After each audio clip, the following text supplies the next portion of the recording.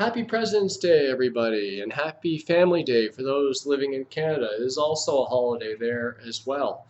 So, we made it through another marathon, and unfortunately, one more failure to add on to the pile. So, that is 18 attempts, and still no Boston qualifier as of yet.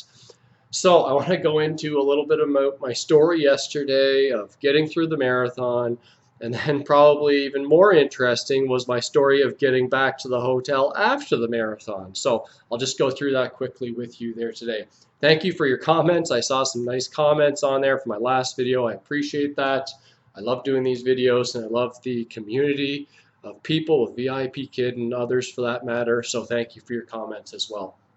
So, yesterday, started the day early, of course, and got going. Arrived at the marathon about an hour and a half before it starts, so roughly 5:30, or I guess it was a little later than that. The marathon started at 7. You need to get there early because you got to get your stuff checked in. You got to get loosened up a little bit. There's like 100 porta potties, but it's like a mile long to even get into one of those. There's tons of runners and all, of course, doing the same thing all at once. So it's nice just to get there early and get settled and talk with the other runners and, different strategies and stuff like that. That's part of the fun about it. Anyway, so we're lined up at 7, ready to go, and we're waiting, and we're waiting, and we're waiting. An hour. It was an hour late starting. We have no idea what the heck was going on. I was making a joke. Was this supposed to start at 7 Eastern or is it 7 Central? What's going on here? Anyway, so we roughly started at 8 o'clock. And again, I know that's not a big deal, but when you're a runner and you're standing around for a long time, it is a big deal on your legs when you're standing for that long, when you know you've got a long race ahead of you. So anyways, I'm used to standing because of VIP Kid. I do it anyway, so I was fine. I'm sure other runners were getting pretty irritated by that point. So anyways, we finally did start. My knee was a little bit of an issue.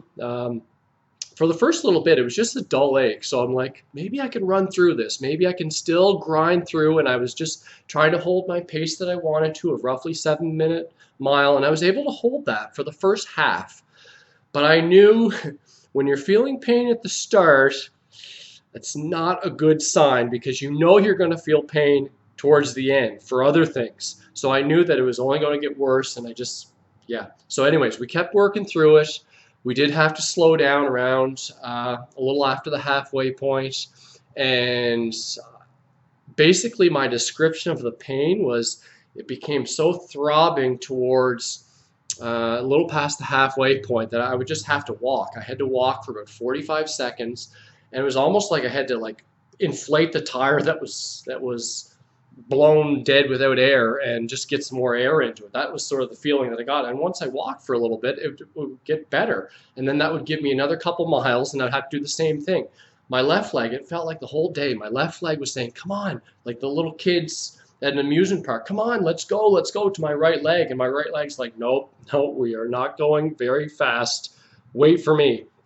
So that was sort of the yin and yang type of feel that I had for the last half. Anyways, we got through.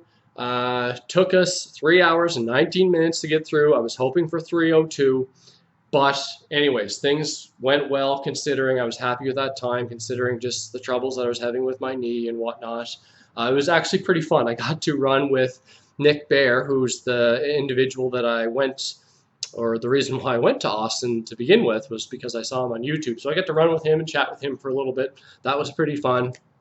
And anyways, my knee is a little bit swollen today, which I was actually happy to see because it wasn't swollen after. I'm like, this is not good. I want to see some swelling because swelling is telling you that it's starting to heal a little bit, or at least that there's signs that it's going to heal. So I was a little bit scared that it wasn't swollen afterwards, but give it a couple of hours and it was the size of a tennis ball there last night. So that was good. I was actually happy to see that, and it feels a little bit better there today. So anyways, my story about getting back to the hotel afterwards. So I finished the race. I think it was, 11 o'clock or thereabouts. By the time I get out of there, it takes me like 45 minutes to get out of the city because it's, of course, you don't move anywhere fast. I've already checked out of the hotel, so I can't have a shower. So here I am. I'm covered in basically salty sweat That's basically what a marathon runner will look like afterwards. You're losing a lot of sweat and a lot of salt, a lot of water. Anyways, I can't have a shower, so I got to take the rental car and I got to get back to Houston. So that was roughly 3 hours with the traffic and stuff to get back. So stopped for Wendy's. We had a big fat juicy burger, delicious, right after. So that was great. Kept going 3 hours, got back, dropped off the rental car, and then I have to get back. I had to drop it off in South Houston, and I had to get back to North Houston, which was, in a car would be roughly 45 minutes, but I'm like, I don't want to take a Lyft ride or a taxi. It's going to cost me a fortune. So I took a bus, 2 buses. 2.5 hours later, we got back to the airport. We are still not back to my hotel yet.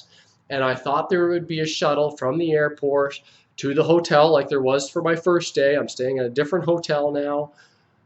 The shuttle was not operating at that time of day, so we had to go into a taxi, and it's only like an 8-minute taxi ride or thereabouts. So I get in the first taxi, and I give him where I'm going, and they said, well, I need the address. So I said, okay, fine. I got him the address, and I show him, and he's diddly-daddling, and I can tell very clearly, and I gave him a chance. I said, come on, let's go, let's go. I'm paying for this. His meter was running, running, running. I'm like, come on, let's go. And he's just sitting there, not doing anything. So I'm like, I called him out on it. I said, listen, I'm paying you. Let's go. I'm paying you. You're acting like you don't know where this address is.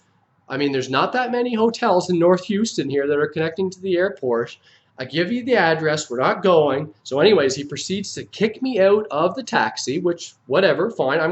The old Andrew would have just taken it, but the new Andrew is saying, listen, if you're going to take advantage of me and other people, obviously this is well rehearsed for him, I'm going to call you out on it. And I called him out on it. He kicked me out of the taxi. Fine. So we flagged the next taxi that came. Much nicer gentleman, and he took me where I needed to go. $35 later, we finally arrived there. Anyways, so that was my journey to get here. I still hadn't had supper yet at that point. So I had some snacks, luckily, along the way. So we arrived. It was 8 o'clock at night by the time I arrived at the hotel. Got some supper, went over to Subway, got some Subway. I got kicked out of the restaurant there because apparently the restaurant isn't open, or at least not the dine-in. No, he didn't really kick me out, but he said, listen, our dine-in option, you need to go somewhere else. So I take my sub. It's half eaten. I'm like, fine, I'll just go. I didn't put up a fuss or whatever. I just left. So I need somewhere to stand because my knee is still a little bit sore. I don't want to sit. So I go and find a lamp post and put my sub down, start eating, and then some ants start crawling over into my sub, and I'm just like, whatever. We're eating the ants and everything. I'm starving at this point. We're just going to eat. So we finally arrived. Needless to say, it was a great night's sleep last night. Oh man, I was exhausted from the grind. I don't know what was more tiring, the marathon or just getting back to my hotel and getting settled. So anyways, that was my day as a whole. We're now looking at the next marathon. Hopefully my knee can get back going. I think it'll be back okay in about a week's time. Probably take a week just to get back full strength again, hopefully, please. So I'm looking at the next marathon in about 12 weeks' time. There's usually a lot in May. That's the kickoff for a lot of them in Canada when it's actually nice to run. You're not running in snow.